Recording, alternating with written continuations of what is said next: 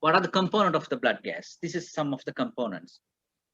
pH is usually 7.35 to 7.45, PCO2 35 to 45 mercury millimeter, and PaO2 80 to 100, and bicarbonate is normal value is 20 to 24.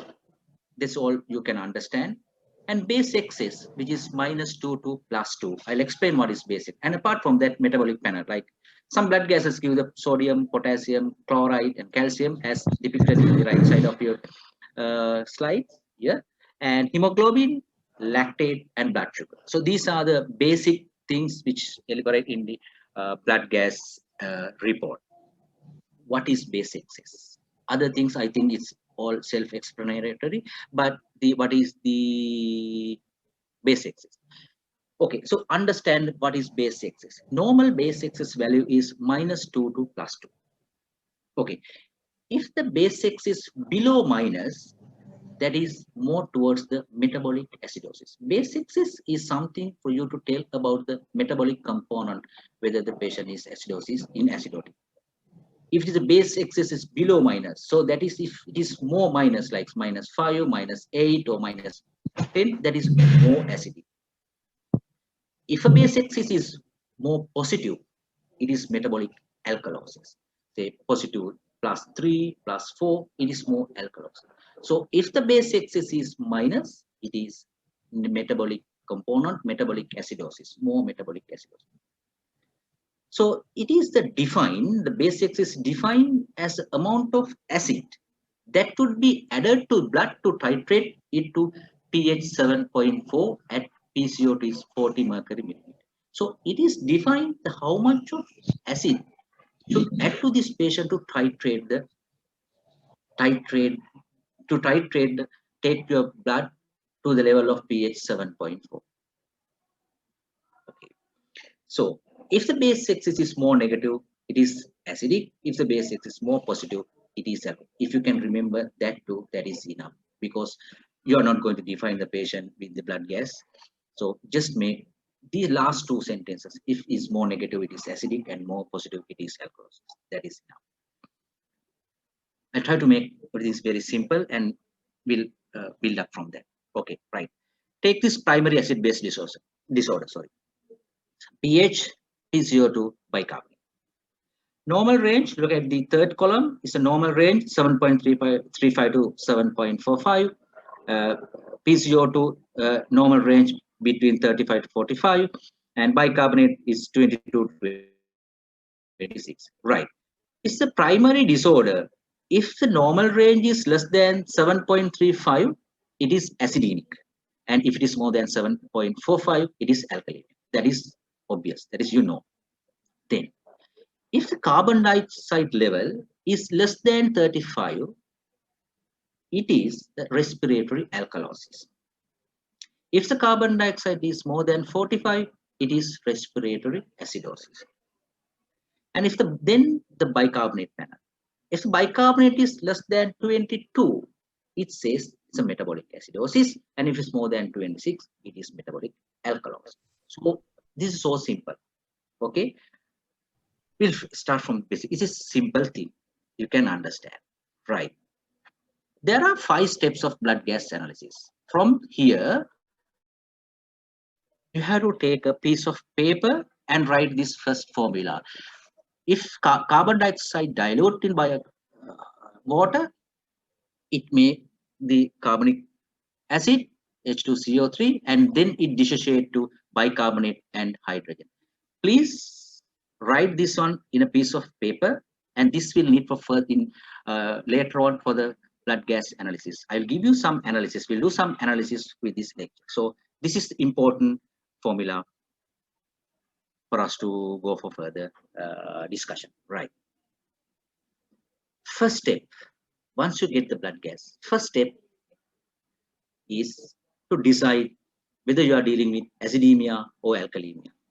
If the patient pH is less than 7.35 years, acidemia, more than 7.35, more than 7.45, alkalemia.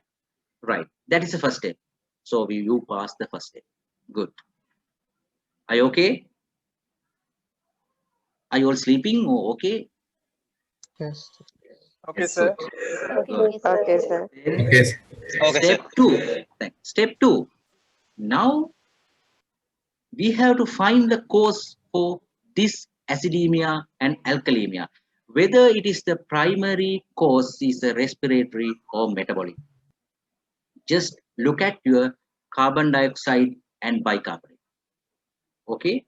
If there is the hypercarbia, yes, we are dealing with respiratory acidosis. If you have hypocarbia, yes, we are dealing with the respiratory alkalosis, right? And then take the bicarbonate. High bicarbonate, yes, obviously metabolic alkalosis. Low bicarbonate, metabolic acidosis.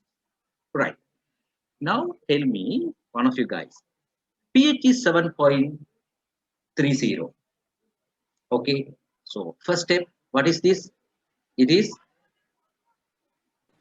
acidemia. Acidemia. Right. So now you have to find what causes this acidemia following these four. Could it be due to low partial pressure of carbon dioxide? No. No. No, no. Okay. So can it be due to high carbon dioxide level? Yes. Yes. Yes. So this pH is, so you have to look at the pH and then the carbon dioxide level here. The contributing factor for this pH is increased PCO2. Good. So we are not determined it is a respiratory or bicarbonate. Then you go to the bicarbonate. Can this be pH is due to low bicarbonate? Yes. Yes. Yes. Can it be due to high bicarbonate? Can't. No. Yeah. Then the third one, this will be tricky. So this pH is 7.30. Can it be increased PCO2 with increased bicarbonate? Yes. Can. Because according to the formula, High. according to the formula which I have given before, this could be the primary problem is, so this increased bicarbonate should not be the primary cause for this pH, but it is the secondary cause. The primary problem is increased PCO2. So increased carbon dioxide diluted in the increased carbon dioxide dilution in the water gives the bicarbonate and hydrogen. So that is why this patient has high bicarbonate. So the primary pathology here is increased PCO2. So this patient is having a primary respiratory acidosis. Though there is a high bicarbonate, we can't call it alkalosis. So this is the primary problem is PCO increased PCO. So can this be due to low bicarbonate and low PCO2? Yes. That's also possible because low bicarbonate is with the pH acidosis. So it could be a metabolic acidosis, but because of the metabolic acidosis, take that formula or the equation. When there's a low bicarbonate on your right side, then the carbon dioxide also low. So this could be a metabolic acidosis with the primary problem is metabolic acidosis with the low carbon dioxide. Low carbon dioxide is the compensatory process. Now you know 3 steps. Right. Steps of blood gas, the third step. Is there a, now you know how to analyze the primary problem is the metabolic acidosis or metabolic alkalosis, respiratory acidosis or respiratory alkalosis. Now the third step. This is the this is bit of difficult, not difficult, you can understand. Is there an additional compensation for the primary disorder? That is what we want to look at. There is a respiratory, usually there's a respiratory compensation for a primary metabolic process. But this compensation is very rapid. Okay, it can be hours, minutes and hours. There's a respiratory compensation for a primary metabolic process. And there is a metabolic compensation mainly by renal for respiratory process. But this compensation is very slow process. Usually take 3 to 5 days. From minutes to 3 to 5 days. So the metabolic compensation is slow, respiratory compensation is rapid. That is obvious, self-explanatory. Right. Now, get the step 3 metabolic acidosis. Some of you guys know what is this is, but I assume from the basic medical officer what you should do. So So this formula is called what is called Winter's formula. So we have to need to check, you have to make it a snapshot or write it down, need to check whether the respiratory compensation is adequate or not. In a patient with a metabolic acidosis, you have to check whether the respiratory compensation is adequate or not. So we have to predict the patient PCO2 by applying this formula, this equation. Okay. If the patient carbon dioxide and the expected carbon dioxide is the same, expected mean by derivate from, we are getting the assumed by carbon dioxide from this formula, this equation, and expected carbon dioxide is, if it is same, we can say adequately compensation has been established by the body. Is that okay? Good. Are you okay? I can't hear. Yes. Yes. Oh, good. Yes, sir. If the patient carbon dioxide is higher than the expected value which is taken from this equation, if it is a PCO2 is higher than the expected, there should be a respiratory acidosis is present in addition to the primary metabolic acidosis. That was not fully compensated. So there has been a respiratory component in addition to the primary metabolic acidosis. If there's a patient carbon dioxide is more less than the expected, then there is a respiratory alkalosis in addition to the primary metabolic acidosis. This equation is very important. Keep it in mind. Right? This is the second equation. Write in the in the piece of paper, because we have to do a lot of calculation today. Right. So far, so good. I think good. Then, so what about the metabolic alkalosis? I told you with the first equation, the respiratory system compensates for a metabolic alkalosis by increasing the carbon dioxide level.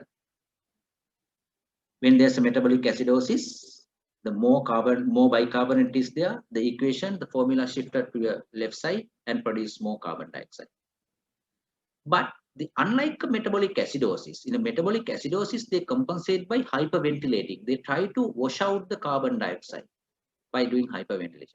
But unlike the metabolic acidosis, the normal respiratory compensation to the metabolic alkalosis is difficult.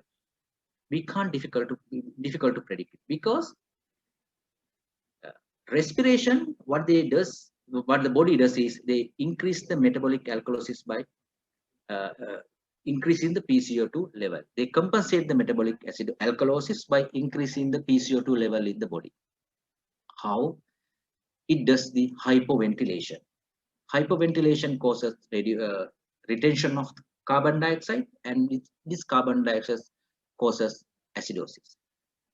So, but PCO2 level rarely rises above 50 mercury milliliters with this measure. The reason is, when the patient is keep on hyperventilating, it causes the hypoxia as well as hypercarbia, which triggers the respiratory center and causes rebound hyperventilation. So in practical situation, this rarely rises about 50, right? But we have to predict the carbon dioxide level. That is the prediction, and we have to compare with the actual carbon dioxide with the blood gas panel. The third equation is PCO2 is equal 0.7 into bicarbonate plus 20 with 2 standard deviation. So this is the third formula I'm giving. So we can predict with the alkalotic patient with the metabolic alkalosis, we can predict the assume carbon dioxide level if the body works according to our formula. We don't know whether the body is working according to our formula. We'll see what happens. Right. Then again, still we are in the step 3, the respiratory acidosis versus alkalosis. Renal compensation for respiratory acid-base abnormalities improves with the time. In acute changes, within 48 to 72 hours, in the chronic situation is more than 72 hours. Right. Now, fourth formula, this is not equation, so fourth theory. every increase in PCO2 in respiratory acidosis, every increase in PCO2 of in 10 mercury millimeter, this causes bicarbonate increase by 1 millimole in acute setting and 4 millimole in chronic setting. Okay, if you go back to the equation, carbon dioxide diluted with the water causes bicarbonate and hydrogen ion. When there is a more carbon dioxide, it produces the bicarbonate. It shifts the equation to the right side and produce the bicarbonate. With this respiratory acidosis, if it is acute condition with the 10 millimole of carbon dioxide, they produce 1 millimole of, it produces 1 millimole of bicarbonate in acute setting. But in a chronic respiratory acidosis like COPD patient, it produces 4 millimole of bicarbonate. This theory, you have to keep it in your mind. You have to cut apart with these two, third, this is fourth formula. And step 3 again, the respiratory alkalosis. What happened with the respiratory alkalosis? Carbon dioxide goes down because of the hyperventilation due to many reasons. Every decrease in PCO2 of 10 millimole, bicarbonate level decreased by 2 millimole in acute setting and 5 millimole in chronic setting. Okay, this is the fifth formula. So there are 5 formulas. Okay, so these formulas will give a rough estimation of respiratory acid-base disorder is being compensated by the kidney. And whether we have to find whether the patient is suffering from an acute or chronic or otherwise acute or chronic respiratory ailment. So these formulas are important, right? Again, a summary, not the last summary. So carbon dioxide dissolving by water and making the hydroxylamide, making the bicarbonate and H+. First step, we have to look for whether the acidemia. Second, step 2, whether it's a primary or metabolic causes. Primary, you have to find the primary causes. Okay. Third step, there are 5 things. 4 things, is there appropriate compensation for this primary disorder? If this metabolic acidosis, yes, PCO2 is equal 1.5 to serum bicarbonate plus 8, which is called Winter's formula. And metabolic, if it is a metabolic alkalosis, PCO2 is equal 0.7 into bicarbonate plus 20 plus or minus 2. And everything in formulas plus or minus 2 is applied. And the respiratory acidosis, increase carbon dioxide in 10, which increases the bicarbonate by 1 in acute and 4 in chronic, 1 and 4. And respiratory alkalosis, PCO2 increased by 10 leads to PCO2 reduced by 10 leads to reduction in bicarbonate by 2 in acute and 5 in chronic. So 1, 4 in respiratory acidosis, alkalosis 2, 5, 14 and 25. Get a snapshot of this one and keep this one in your phone when you analyze the blood gas, even in a practical situation. All right. Now we will interpret this blood gas. A 70-year-old smoker present with an acute onset of shortness of breath. We'll go with the simple. pH 7.30, PCO2 60, PO2 60, and metabolic panel sodium 135, chloride 100, bicarbonate 30. So now I have given you, so this is the patient coming with the shortness of breath. So I have given you now 3 steps. Can somebody analyze this one quickly? It's a very simple. Analyze this one quickly and tell me what is the problem.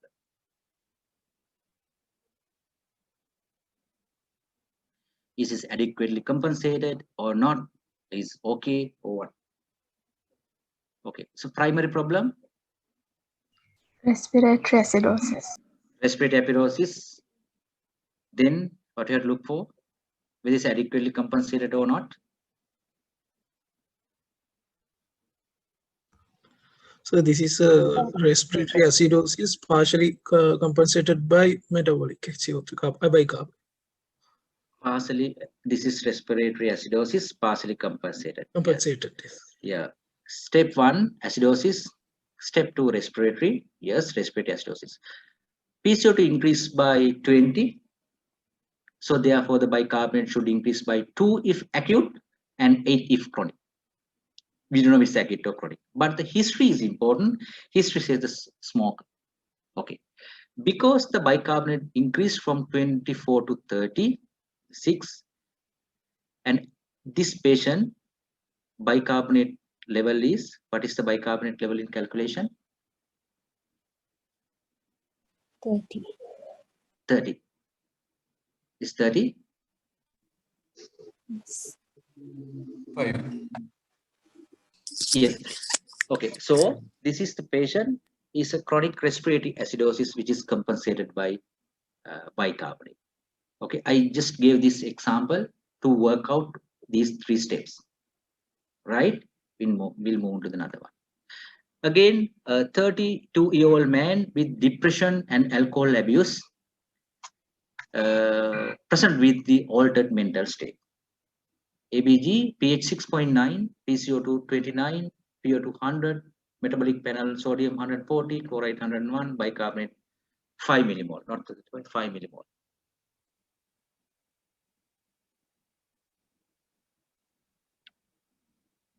Can somebody tell me what is happening there?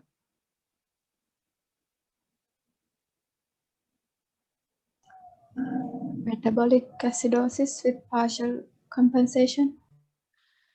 Yes, good. Step 1, yes, it's a metabolic acidosis. Step 3, PCO2 1.5 into serum bicarbonate plus 8. 1.5 bicarbonate is 5 plus 8, 7.5 is altogether around 14, around 15. But the patient's carbon dioxide is higher than the 15. What's the patient carbon dioxide? It is 29. Okay, but the calculated carbon dioxide 15. So what is the problem here? So therefore, apart from the metabolic acidosis, this patient has respiratory acidosis as well, possibly due to secondary to CNS depression due to alcohol ingestion. Okay, all right. So this patient has taken, this patient has a very good patient. He has taken alcohol up to the level of developing acidosis. Acidosis in a common patient. So now we have discussed with 3 steps and with the 2 examples. This fourth step, which is a bit of not difficult. These all are simple. Steps in blood gas. Step 4. Now, when there is a metabolic acidosis, there's another entity called anion gap. I'll tell you why we develop anion gap. Anion gap is calculated sodium, sum of bicarbonate and chloride is subtracting from the sodium, which gives the anion gap. If this anion gap is more than 12, we call anion gap metabolic acidosis is present. Is there a gap in anion gap in our body? Can we have a gap? Yes, we can. In not actual situation, but with the calculation we have. I'll tell you. So anion gap is unmeasured, and we don't measure all the anion. So unmeasured anion is a normal. Normal anion in the calculation. It's around 10 to 12. They are negatively charged proteins like albumin and phosphate or sulfate, some organic anions or citrates.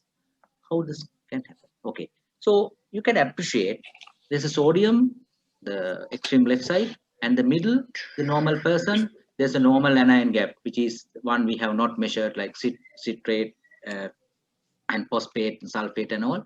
And then the bicarbonate level is there, and then the carbon dioxide. Chloride.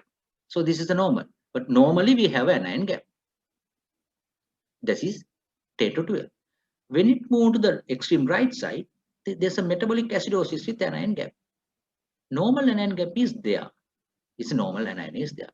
And chloride is also there, sodium is normal. But in addition to that, at the expense of bicarbonate, there's excess anion here. This is what we are going to measure with the anion gap. We have to measure this anion gap to see what causes metabolic acidosis. Some of these anion might have caused metabolic acidosis. That is what we are going to look for. That is called anion gap. So we have a high anion gap.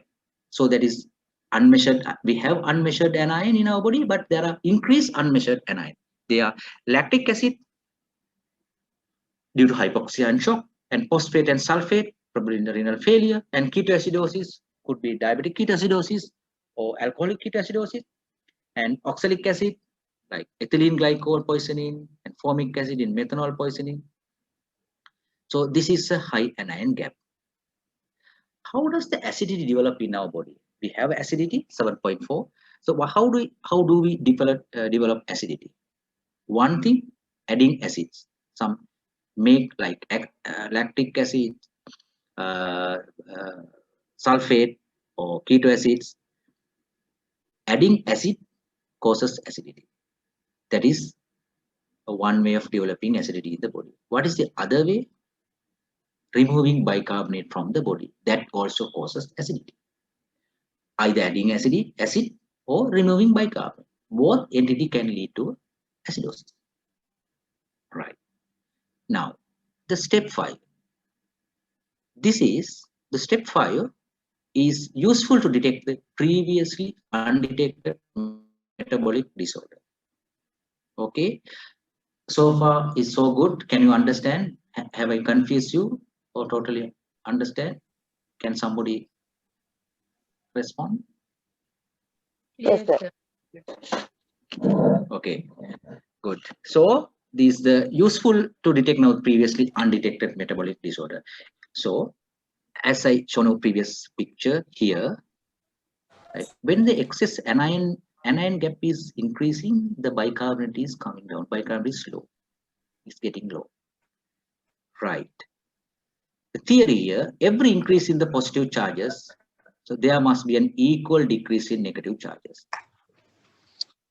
A patient with an anion gap metabolic acidosis, the elevation of the anion gap over 12 should be accompanied by a similar decrease in the bicarbonate concentration from the normal level.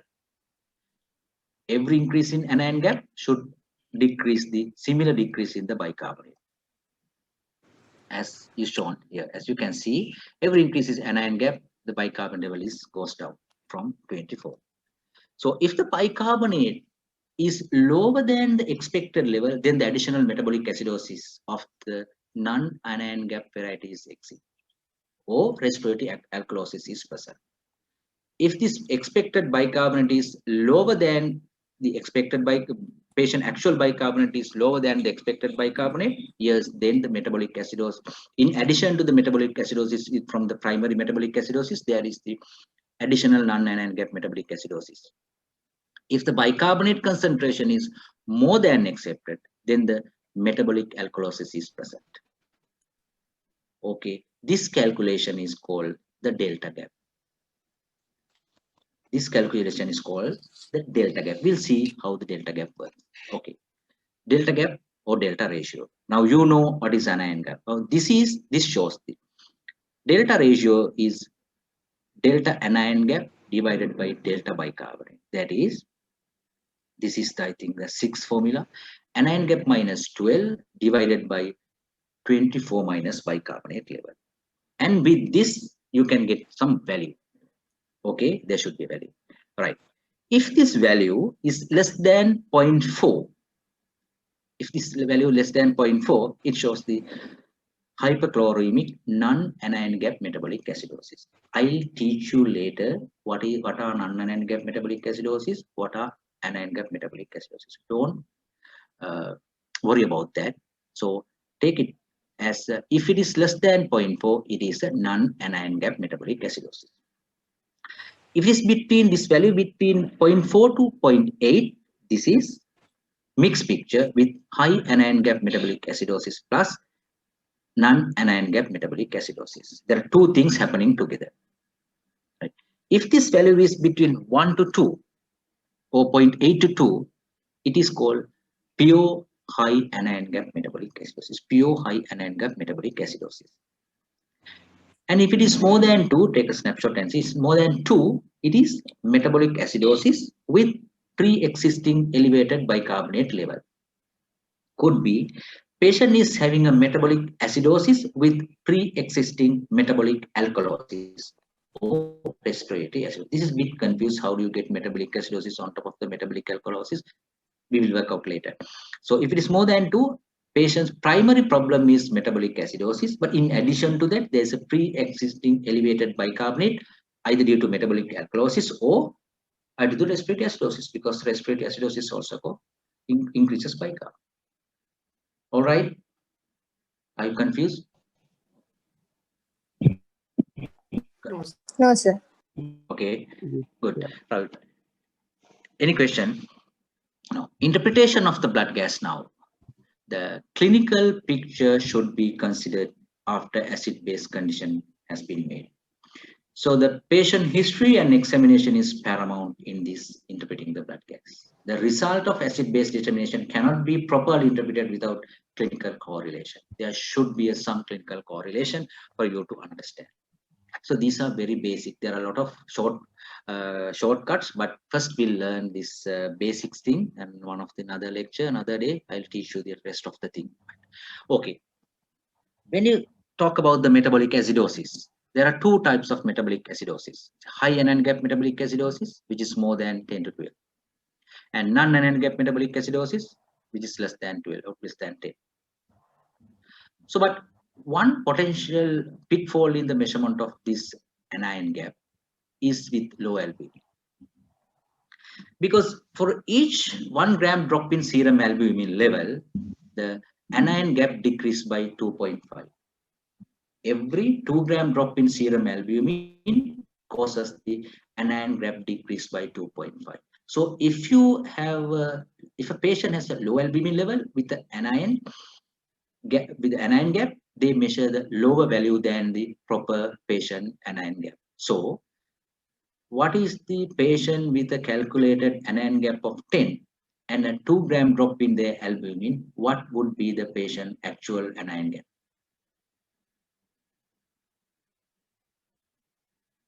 If a patient with a calculated anion gap of 10, sorry? 5. 5. What is the anion gap?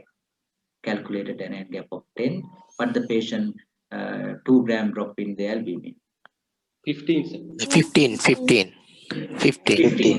15. So yeah, so it should be 15. You are correct. I'm so happy. So it is 15. Okay, try to analyze this albumin as well when you're in a critical situation, when you analyze the blood gas, especially in people who are sitting for postgraduate exam part 1. Right, these are not a bit rocket science. This is simple mathematics. Right, what are the causes for high anion gap metabolic? Is a called a cat mud pile. You know all this. A cat. Analgesics, the massive NSAIDs and acetaminophen, cyanide, carbon monoxide, poisoning, arsenic, toluene, methanol and metformin, uremia, diabetic ketoacidosis, formaldehyde, penformin, iron or isoniazid, lactic acid, ethylene glycol, or salicylate. It's very large list, but you can make, if you can, I couldn't write this one, a simple mnemonic for called CULT, K-U-L-T. A simple mnemonic for you to work out high anion gap metabolic acidosis, called K-U-L-T. K mean ketoacidosis, either due to diabetic or alcoholic. U mean uremia or renal failure. L mean lactic acidosis, and T mean toxins. Another simple mnemonic, K-U-L-T. Sorry, I couldn't enter that one here. K-U-L-T, CULT. So this is the causes for NAGMA. So if you have a patient with high anion, you get the patient metabolic component primary problem, you sort it out. Then you get the step 3, and you found that the patient is having high anion gap metabolic acidosis. Now you have to find the cause for this one. We will give the patient diagnosis or close to the diagnosis by with the blood gas or differential diagnosis. Another thing, in the metabolic acidosis, now you anion gap and delta gap. This is another entity, small entity, it's not a big one. Osmolar gap. There's a difference between the measured osmolality of the blood and the calculated osmolality. We can calculate the osmolality. See, osmolar gap is the osmolality, measured osmolality minus calculated osmolality. How do we calculate the osmolality? with your blood sample. So 2 sodium plus glucose plus urea. All of these are in millimoles. So by this means, you can calculate normal value of osmolality. Normal osmolality. So normal value for the osmolality is less than 10. It is there. It should be there. I mean, normal. There are some osmotically active particles which we don't measure. So what we calculate osmolality, we have given that non-calculated osmolality number is 10. So we can get the calculated osmolality by 2 sodium, glucose, and urea. If there is a difference, then there is a osmolar gap. What makes the osmolar gap? Yes, osmolar gap. If osmolar gap is very high, the presence of unmeasured osmotically active substances should be considered. It could be ethanol or methanol, lactate or isopropyl alcohol, ethylene glycol, all these are unmeasured osmolar gap. Ethylene glycol is engine oil. Lactate, you know. Ethanol is one of your friends, ethanol. Some guys, this friend is ethanol. So they make the osmolar gap or they make the acidosis as well themselves. Good. Now we'll move to another example, right? 32-year-old man with depression and alcohol abuse, present with altered mental state. Now I have given you so many steps now. pH 6.9, PCO2 29, PO2 100, and sodium 140, chloride 101, bicarbonate 5. Now can somebody analyze this blood gas and tell me detailed history of this one, detailed blood gas analysis. I have given you several steps.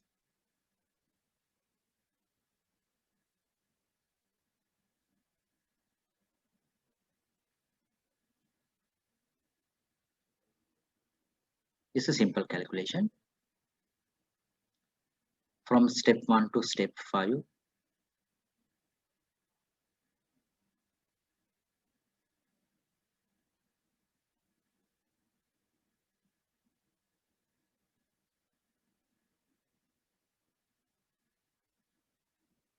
Somebody?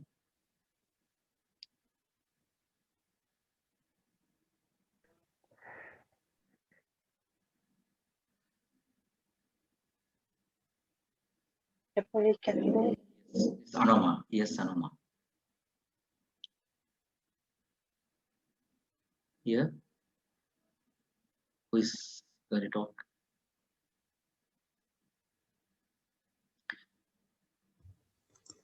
This is a metabolic acidosis Yes. with increased anion gap. With high anion gap. High anion gap. Right. Yes. How about the compensation? Carbon dioxide compensation? Respiratory compensation? Partially compensated. Partially compensated. Good. Acidosis, metabolic, step 3, carbon dioxide, which is given previously. But this example is given previously. Bicarbonate was 15. There's a respiratory acidosis is present, possibly secondary to the CNS depression. Anion gap is 34. Anion gap is 34. So the delta gap. Measure the delta gap. 34 minus 12 divided by 24 minus 5. It is 1.05. It means no additional metabolic disorder. If it is 1 to 2, that causes the pure high anion gap metabolic acidosis. Anything else you want to know? Which I have not given. Anything else you want to know? Anything else you want to know with this panel?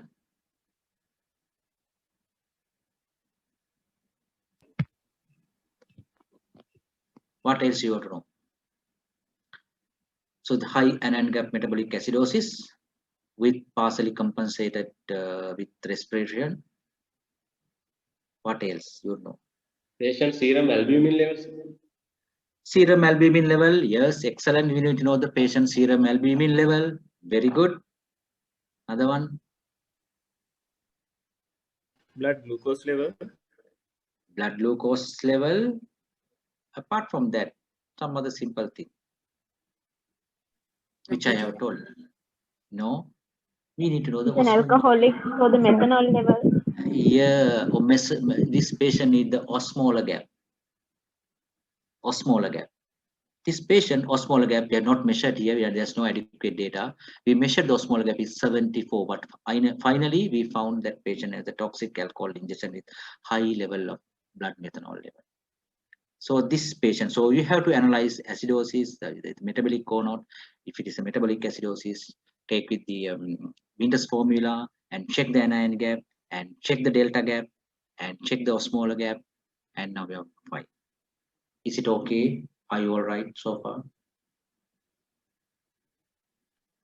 Okay, can you all understand so far?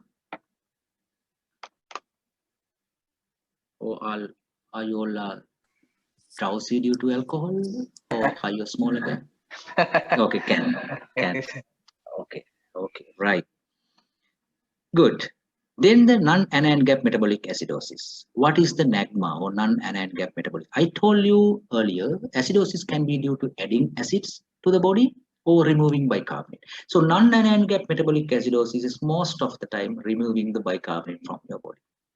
GI bicarbonate loss like diarrhea, and renal tubular acidosis with the bicarbonate loss, and carbonic anhydrase inhibitors, urethral diversions, that ureterocholic anastomosis and rehydration, potassium sparing diuretics, and Addison's disease.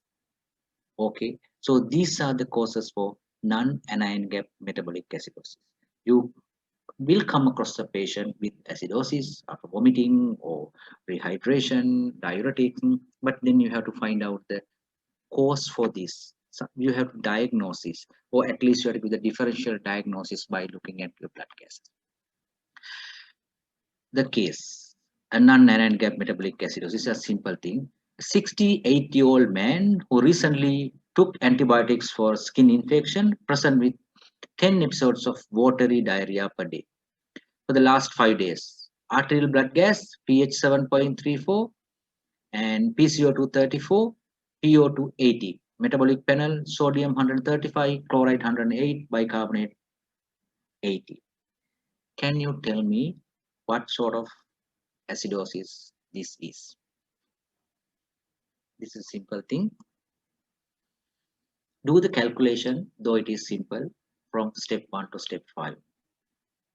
Then it will retain in your mind. Even with the complicated blood gases, you can analyze.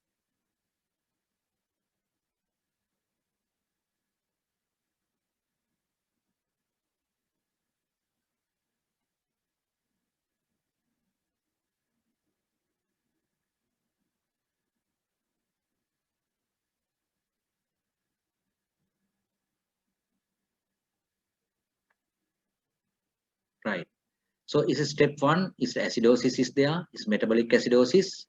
PCO2, I told you how to calculate the PCO2 in metabolic alkalosis. Is 1.5 into bicarbonate plus 8, and this is 35, and anion gap here, we measured the anion gap also 9. So this is a non-anion gap metabolic acidosis due to diarrhea with adequate respiratory compensation, because the carbon dioxide 34, measured actual carbon dioxide 34, and the measured carbon dioxide or calculated carbon dioxide 35. So this is a non-anion gap metabolic acidosis due to diarrhea with adequate respiratory compensation. Right. Then the metabolic alkalosis.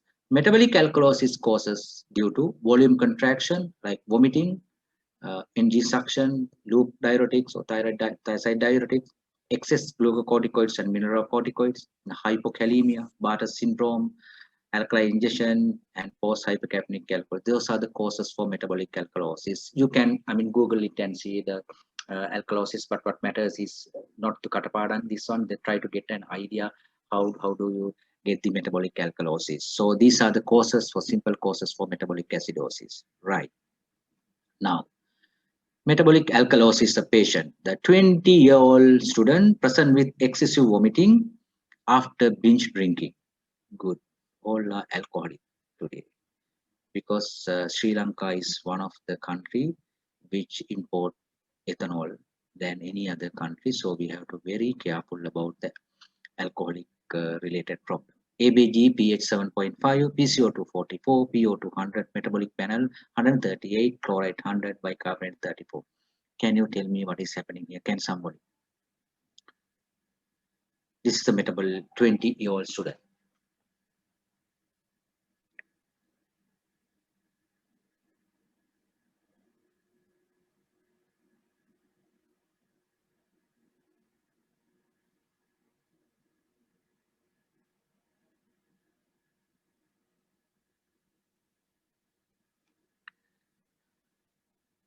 Yes, so difficult.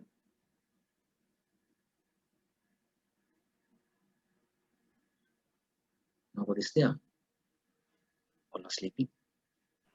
Metabolic alkalosis with good compensation. Yeah. Metabolic alkalosis with good compensation. Yes, metabolic alkalosis. PCO2 points. How to calculate PCO2? This patient. 0.7 into bicarbonate plus 20. 44. 44. What is the bicarbonate level? It's carbon dioxide level 44. Your carbon dioxide also 44. So this is the simple metabolic alkalosis, probably secondary to vomiting with adequate compensation. These are very simple blood gases. Okay, very simple blood gases. Right. What is respiratory? Good. Thank you, Raja. Respiratory acidosis. We move on to the respiratory acidosis. This respiratory acidosis is characterized by elevation in the PCO2 and a decrease in blood pH. The most commonly due to hypoventilation. And the condition that decreases the ability of the lungs to excrete carbon dioxide at a rate to keep up with the body's production. That means if the body production of carbon dioxide is high, like in neuroleptic malignant syndrome, hypothermia, the carbon dioxide production is high, but body is not able to excrete this carbon dioxide. In that situation also you get the respiratory acidosis, or due to hypoventilation you get the respiratory acidosis. It could be central nervous depression like sedatives, CN diseases and sleep apnea, the pleural diseases like large pneumothorax or pleural effusion, they have a hypoventilation, and lung diseases like COPD, pulmonary edema, and acute airway obstruction, laryngospasm, and neuromuscular disorders like Guillain-Barré, myasthenia gravis, and motor neuron disease. And also thoracic cage like flail chest. So all these causes the hypoventilation, which retain carbon dioxide. These are the causes. So if you have a patient with this sort of history, think that this patient have a respiratory acidosis. But the kidney compensates for primary respiratory acidosis by retaining bicarbonate. This compensation occurs over hours to days, and generally maximum within 4 days. Differentiating the acute from chronic respiratory condition is very important in the clinical implication. This one, a 70-year-old smoker present with an acute onset of shortness of breath, which we have discussed before. Right? We discussed about the acidosis, the respiratory, and whether it is adequately compensated or not. Yes. So this is the step one. This is the acidosis, respiratory acidosis. And acute on chronic, we'll see how. The PCO2 increased by 20. So therefore the carbon dioxide should increase by 2 if acute and 8 if chronic. Because of the bicarbonate increment from 20. So this is an acute on chronic respiratory, which we have discussed before. So this is a simple mathematics, or simple, follow just a simple step how to deal with the respiratory acidosis. So the respiratory alkalosis. This is characterized by the decrease in the PCO2 and elevation of blood pH.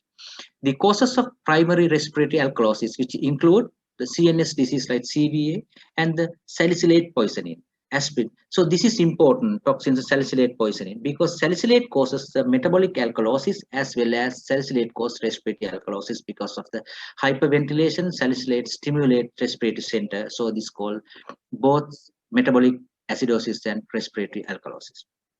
And high altitude, severe anemia, the pregnancy, And lung disease like hypoxia and asthma, especially the asthma patient comes with respiratory alkalosis and pulmonary embolism because the patient is hyperventilated, and anxiety and fever and sepsis. They do a lot of hyperventilation, so they have respiratory alkalosis.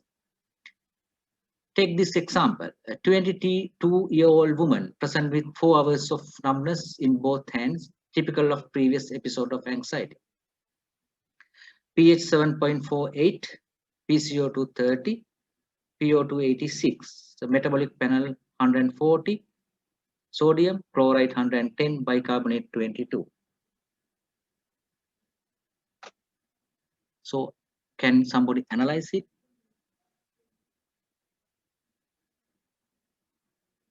This is the primary respiratory alkalosis. What about the bicarbonate?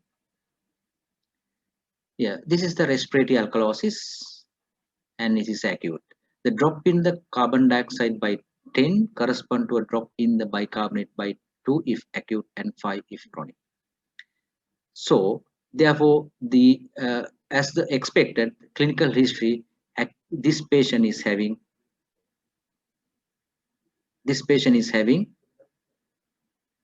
bicarbonates of 22. So calculated bicarbonate is tally with the measured bicarbonate. So this patient is having a acute respiratory alkalosis. All right. Are you all okay? Yes, sir. Okay. Great, So, sir. right. Summary. This is my summary whole lecture. Keep this summary in your phone. But today I try to sort of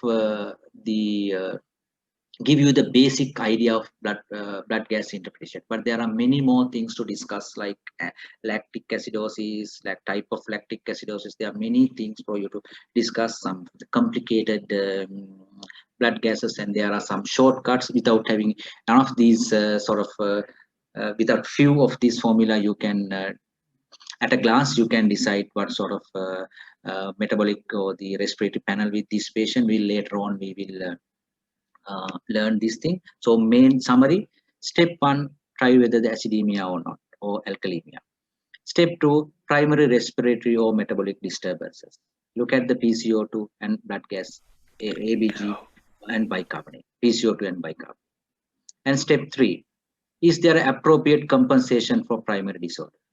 Like metabolic acidosis, Winter's formula, PCO2, calculate the PCO2 according to this formula. If it is a metabolic alkalosis, calculate the carbon dioxide according to this 0.7 into bicarbonate plus 2. And if there's a respiratory acidosis, increase PCO2 by 10 causes increased bicarbonate by 1 in acute and 4 in chronic. If there's a respiratory alkalosis, reduce PCO2 by 10 causes reduced bicarbonate by 2 in acute or 5 in chronic. And step 4, anion gap, sodium minus bicarbonate plus chloride, anion gap, and the delta gap, anion gap minus 12 divided by 24 minus bicarbonate. And this one, delta ratio, the number of these. This is my summary. If you have these two slides, this one and this one, that is enough for you to basic blood gas analysis, and try to make almost all the blood gases, and try to do with these simple 5 steps, and try to make the diagnosis. So how beautiful the blood gas you will realize to making the diagnosis. And thank you very much. This is my references, and this is my number and the Dominder's number. If you are finding difficulty in making the blood gases or interpreting, please Viber or WhatsApp me or Dominder. Will tell you there are a lot of things. And so thank you very much for participating, listening for the blood gases and these 3 lectures. And thank you very much, Dineshan, and thank you very much, GMOA. And stay with the GMOA. We have a series of lectures later on. not only the emergency medicine, and they will arrange a lot of other activities. And also because of this COVID situation, we can't handle, but I will teach you in how to do emergency ultrasound and how to do airway, many more things to come. We stay with GMA. Thank you very much. And if you have any burning question, I'm happy to answer, me or Duminder, one or two. Dineshan. So what the other thing, are you all confused with blood gases? Now have I made you confused? So is it easy, or what? I need your criticism about this lecture. Somebody.